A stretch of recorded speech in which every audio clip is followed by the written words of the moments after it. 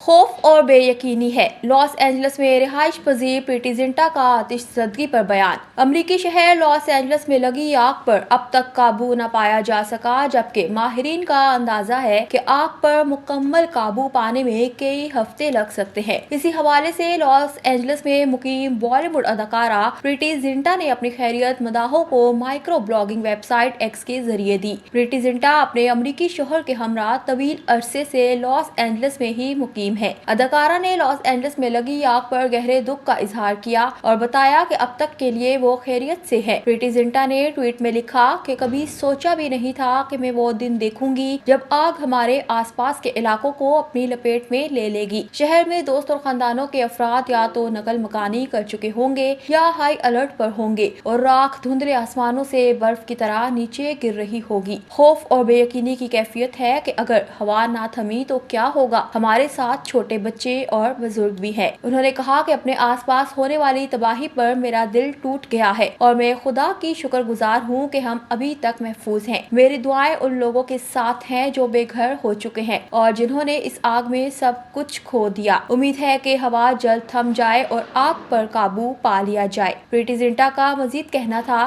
कि fire department, fire fighters और इन तमाम लोगों का बहुत शुक्रिया जो जाने और अमलाक बचाने के लिए मदद कर रहे हैं। वाज़ेह रहे कि लॉस एंजल्स हॉलीवुड का मरकजी मकाम है, जहां हॉलीवुड के बड़े बड़े सितारों के घर है और वो वहां रहते हैं। इस आग में हॉलीवुड सितारों के घर भी मुतासिर हो चुके हैं।